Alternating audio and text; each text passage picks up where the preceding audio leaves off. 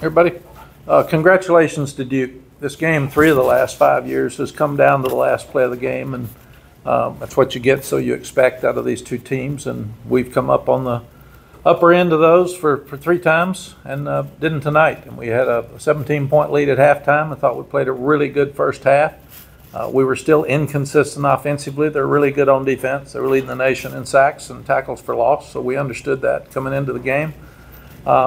So we had trouble getting Omari on the normal runs and yardage that he gets. Still gained over 100 yards as you look at it here.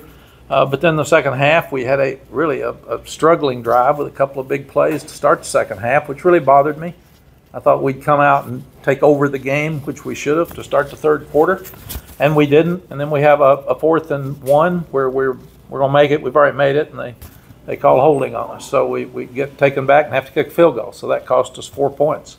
Then you start looking at, for whatever reason, and Jones, Angel just asked me, why did we tackle the first half and not the second half? I don't know. I wish I could answer that. I'll be able to answer it more when I sit and look, but they didn't run. I think they had 37 yards first half rushing, and Josh ended up with 185. So it changed the game completely. And I thought we'd still win the game.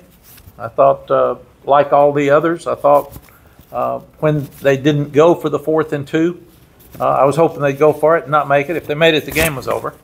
But obviously they trusted their defense, and it was the right move by Coach Diaz, and they stopped us. But even with the throw to Bryson Nesbitt down the sideline, if we hit that, we're going to kick a field goal to have a chance to win the game. So it's that kind of game. The thing I did tell the players, unlike last week, I thought they gave it everything they had, and they tried.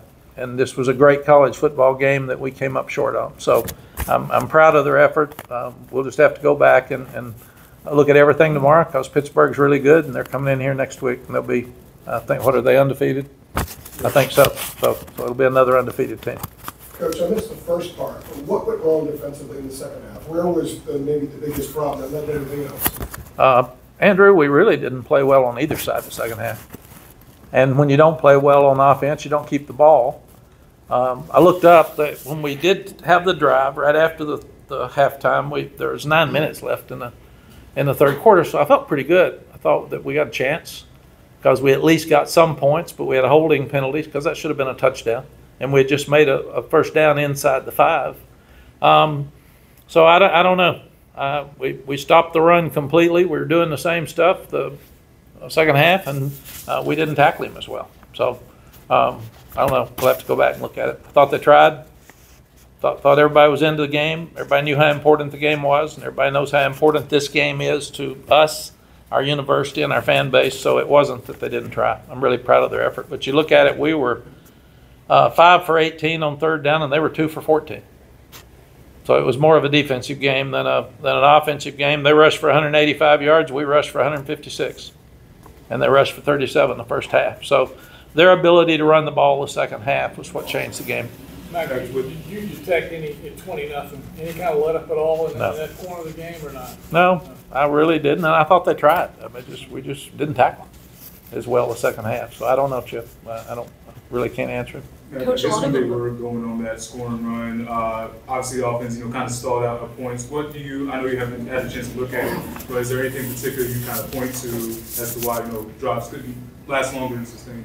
I thought their ability to run the ball in the second half and our inability to run the ball was what changed the game, because we had our runs in the first half, and they are really good at being disruptive. They were first in the country in sacks, second in the country in tackles for loss, and that's what they do. And they're quick up front, and we had trouble which was what we were concerned about. We had trouble consistently running the ball and protecting in the second half. Coach, a lot of emotion from just the players coming off of the field. Please, if you could, just describe how are they feeling just in the locker room? You were just speaking. Oh, it's awful. I mean, you fight your guts out. Unlike last week, and they fought their guts out. I thought they gave every ounce they could. They had a great week's practice, and I told them this is the way Duke's felt on the 3 that we won in the last second or the double overtime. So give them credit. I mean, great college football game that came down to one play, and right at the end, one drive, and they made the play, and we didn't. How'd you feel like Jacoby played tonight? I'll have to go back and look at it. His stats were good.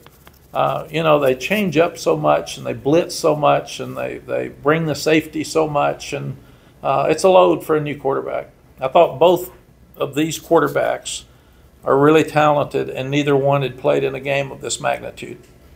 And both of them struggled at times with just the stuff. And each one of them are going to get better every week. And some penalties really hurt you. Penalties hurt us again. Points of the game. It did. We're first and goal at the 2 and have 2 penalties. And then we end up, but it killed us when JJ got they said he threw the defensive back down. They were all together, and he did one of those, and they're going to call that now.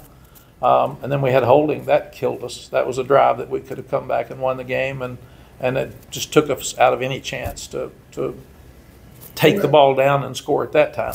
And we still had a chance at the end. I thought again with a minute 37 left, we've been able to score in those situations, and I still thought we would. Going back to Jacoby, was it just a matter he couldn't go through his progressions much because of the constant pressure? I think we'll have to look at all of it. I mean, you saw the same game I saw. There was a lot of pressure on him. Matt, after last week, the noise around you was probably going to intensify. What do you say to people who might be losing faith or just might have questions about you and the direction? I say that go to the Pittsburgh game next week and really support these kids. They're great kids that work their rear ends off to do the best that they can do. Everybody in the country that loses a football game has noise. So I don't worry about the noise. Mac, how do you, I guess, following on last week and obviously the close loss today, kind of keep the frustration from mounting, spilling it, because obviously there's a long season to remain. How do you kind of keep the, I guess, frustrations players may be feeling from mounting? Told the players that I knew how disappointed they were, but I was proud of them, that they fought their guts out. And I said, all I asked you to do all week and all I asked you to do in the ball game was give us the best that you could. And I thought they did that. And there's lessons to be learned. These are life's lessons. We all learn them every day, and that's what college football is really about. And like I said, Duke has had the worst of this for 5 straight years. So I told our players, you got to appreciate the 5 that you got and get back to work. I said there will be people that are critical of you. What's going to help you win the game next week? That's all you got to worry about. Does it help us win? If it doesn't, stay off social media. If some of your buddies are rude to you, they're not your buddies. So I don't look at anything. I go back to work. That's what I'll do tonight. As soon as I get home, I'll turn this on and try to figure out what we got to do to have a chance next week. Is it more difficult to pick them up after this kind of loss or something like last week? Or is there a difference? No. Well, this is a bad one because we've won 5 straight, and they know how important this is to our fan base. And but in any loss, you just play 12 times. It's not like basketball and baseball. You got a bunch of games, so if you lose one, you can go back and get you another one. This one, they all hurt. On that last drive of the game, what did you kind of see going wrong, or just maybe how were you feeling about it? We had chances. We in those kind of drives, you got to get the first down to get it going. When you do, they backed off. They weren't blitzing. They were nervous. We had to get down to the 35, and we had a wheel route that was open, and we just threw it over Bryson's head. If he catches that ball, we're going to have a chance at the last-second field goal, and that's how close the game really came down to. And with Jacoby, unfortunately, throwing that interception, is he the type of guy who just get really down about that, or is he just keep his head up? He's just really inexperienced, so he'll have to learn from this and go forward. And the biggest thing is we've got young tackles, and we haven't been a 1-minute team like we have been in the past because we didn't protect. And really, I think Jacoby got hit on the last play, so he didn't really throw the interception. He got hit releasing the ball, so we got to protect him better. Were they more physical on the line in the second half or something about? I don't know. It's a good point. I thought they made more plays, but we just didn't run the ball as well. So I don't know. And part of that was, they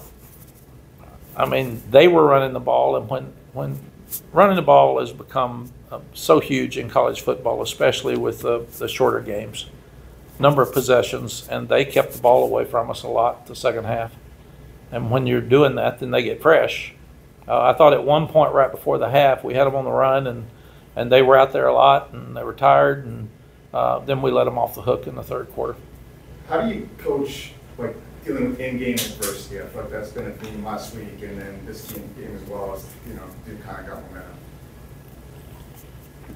You got those iPads now, and you sit and show them the iPad. Jeff had a setup where all of the defensive players sat together right when they came off the field. He could take the iPad and show them exactly what happened and what we felt like we should change and how we changed it. And, you know, you talk about kids, they could have given up there on the last drive, and they stopped them. I mean, the defense, as much as they struggled in the second half, stopped them and forced them to punt, or the game's over. I told them, they make a 4th and 2, the game's over. And then they didn't go for it, but they actually stopped them and gave us a chance to win the game.